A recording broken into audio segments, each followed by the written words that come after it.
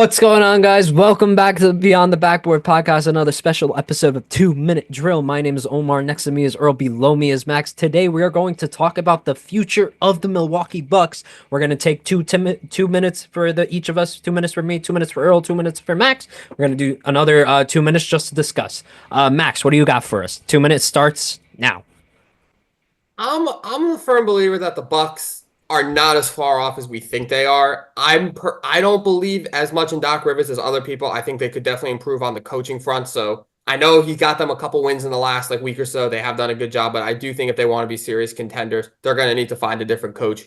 Who that is, I'm not really sure, but I think number one priority should be really, if this is Doc Rivers' ceiling as a coach, you got to move on from him. And then I think you've just got to maximize this window with Damon and with Dame and Giannis. I think that has the recipe for success.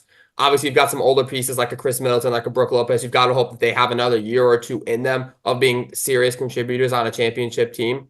Really, I think if they can just land one or two guys at at this trade deadline, if they can get marginal guys that wind up really contributing to their team, think like a Boston Celtics getting guys off their bench like Luke Cornett or Peyton Pritchard, or if they can get those kind of guys, or get guys like the Nuggets had off their bench their championship year, like a Bruce Brown, like a Jeff Green. If they can make sure that their bench has reliable veterans who can show up in the postseason, I think that's probably their best way forward. So in my mind, if they have a 2, maybe 3 year window before Dame is too old, Brook Lopez is too old, before Chris Middleton is too old. And then once you're blowing that core up, then you're talking about a full rebuild. So I think you got to maximize what you can right now. Doc Rivers is not the coach to do that. So move on from him and find some pieces at the deadline, maybe the buyout market, and just hope that the playoff cards fall your way this next year or two. Yeah. All right, with 30 seconds to spare. Good job, Max. Uh, Yeah.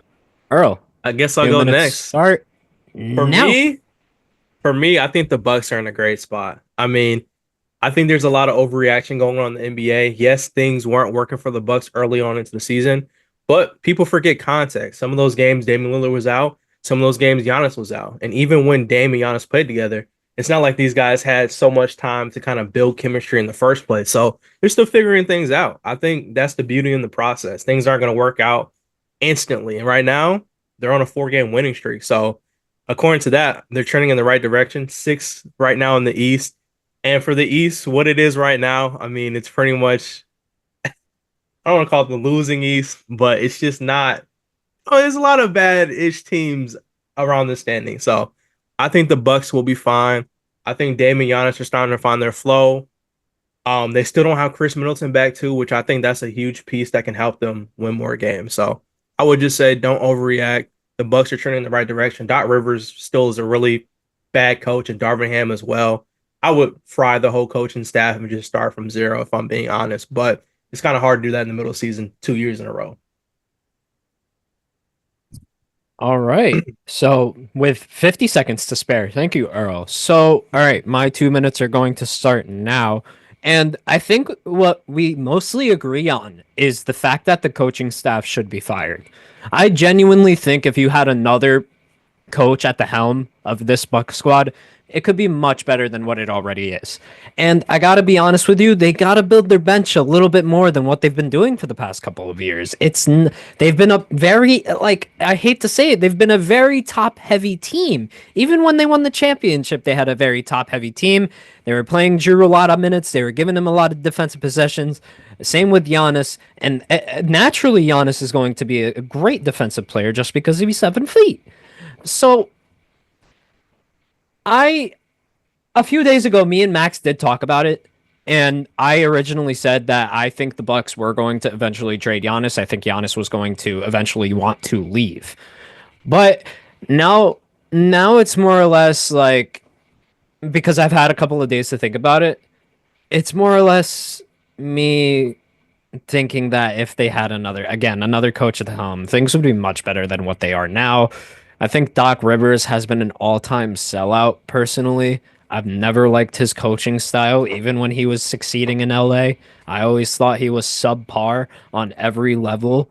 And I mean, he won one championship with the Celtics and then couldn't do it again once Tom Thibodeau left. And it was only because of that. So, hey, call me crazy, but I think Doc Rivers is only successful for one reason, and that's KG, Paul Pierce, and Tom Thibodeau.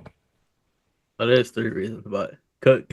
Not even putting I said Rondo and 2, Ray I Allen meant in 3. there My instead. bad. Yeah, Rondo and Ray And Allen. Ray Allen, that is true. Ray Allen did contribute a lot to that team. I can't say And that. Rondo.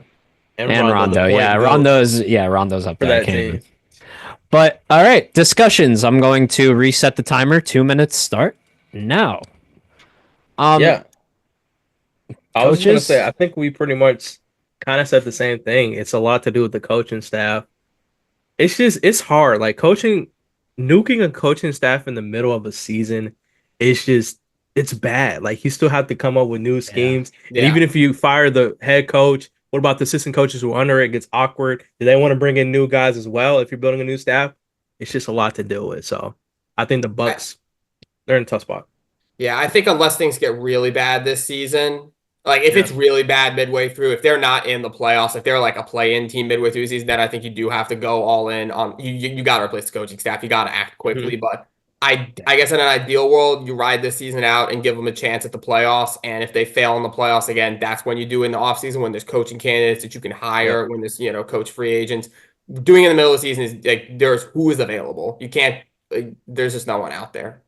Yeah, I honestly think actually if they build their bench a lot better, I think they can afford to throw some of the starters that they have right now on the bench. And hey, we talking about available people. Dante DiVincenzo just happens to be available, and they need some 3-point shooting over there. So maybe they can, maybe they can, help each other out. And he's not too expensive right now. I don't believe. I don't think I mean, the power of friendship is very real apparently. But we move on. They could also try and go. I mean, maybe this wouldn't work next to Lillard, but I mean, you could go try and get Anthony Simons. They did play together once. They weren't awful. Did. I don't love the defense in that backcourt, but if you're desperate to get another guy in there that knows Dame, I'm not crazy about that one. Maybe Shadon Sharp. I don't see Anthony, to be honest. I can see Sharp. Yeah, maybe go for try and get someone from like that Portland team, or maybe like get the one. Need a little more size, I feel like. Yeah, and I feel like Sharp would be the better option. Sure, you could try and get Kevon Looney from Golden State if they want to part with him. That's very good as well. And that's the end of our timer. That's about it, guys. Thank you guys so much for joining us on this episode of 2 Minute Warning at Drill. And peace out. Peace.